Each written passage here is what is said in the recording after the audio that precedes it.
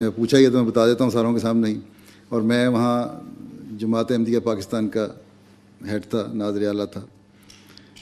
اس وقت عمران خان صاحب نے ایک صاحب کو بھیجا میرے پاس کہ ہم نئی پارٹی بن رہے ہیں, ہمیں اب نئے الیکشن میں ووٹ دیں. ہم نے کہا ٹھیک ہے, آپ بڑے انصاف پسند ہیں, اللہ تعالیٰ وہ کامیاب کرے.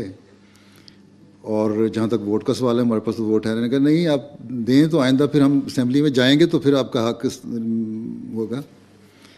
میں نے کہا ایک پہلی بات تو یہ ہے کہ کسی کو اتنی ضرورت ہی نہیں ہے مولوی کے خوف سے کہ اس قانون کو ریپیل کرے. آپ ریپیل نہیں کر سکتے اس جو قانون بن چکا ہے, رائٹ. دوسرے یہ ہے کہ پہلے آپ اسمبلی میں آئیں, آپ کی آواز ہم سنیں گے, دیکھیں گے کچھ ہے بھی, تب تو ہم ووٹ دیں گے. ہم نے تو اب تو تجربہ کرنا ہے پولیٹیشین کو. پہلے ہمیں کیا پتہ, بھٹو صاحب کو ہم نے ووٹ دیا تھا, انہوں نے ہمیں غیر مسلم بنا دیا ہیں. جو مینیفیسٹو ہے اس میں وہ مینیفیسٹو تو ان کا بھی یہی ہے. کس پارٹی کا مینیفیسٹو یہ ہے کہ جو کہ پاکستانی شہری کی حیثیت سے ڈسکریمنیشن ہونی چاہیے, کسی پارٹی کا ہے؟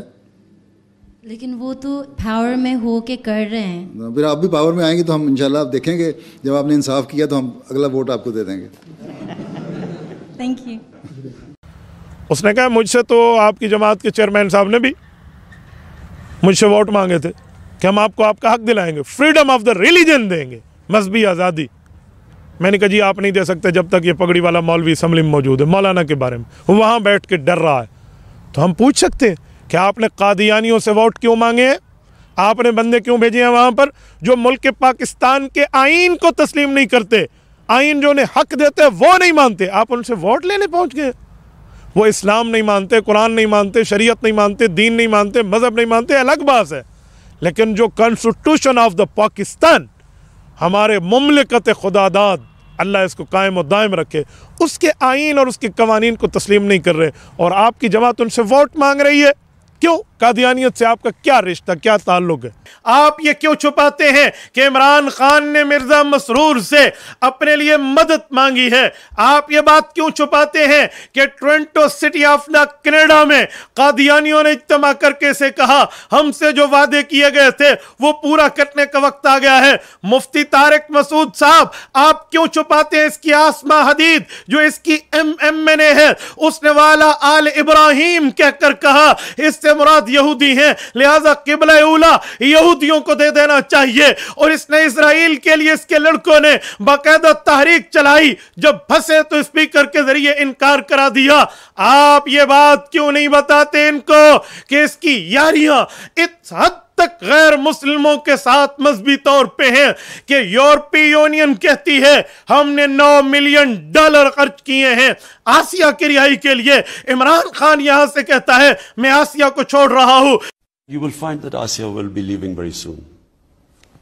What are we talking about? Days, weeks? I think weeks. We're talking about weeks. Is that your decision to let her go?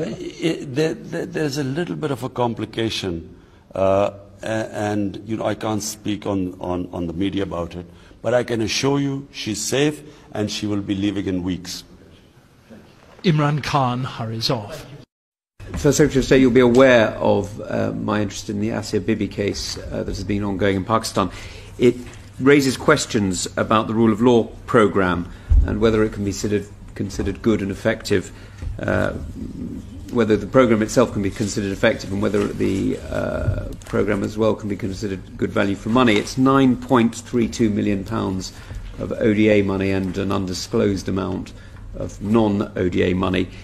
And given the situation that we're seeing with the mob running rampant against the specific judgment of the Supreme Court of Pakistan, it does rather raise some questions for our own funding. I was wondering if you could tell me how you feel that money is being spent. I think that it's being spent in line with what are National Security Council objectives and the agreed NSC approach to Pakistan. Pakistan remains, as Mr. Tugendhat knows, a very important strategic partner for the United Kingdom. Working with Pakistan is important in our efforts to understand and to disrupt and defeat both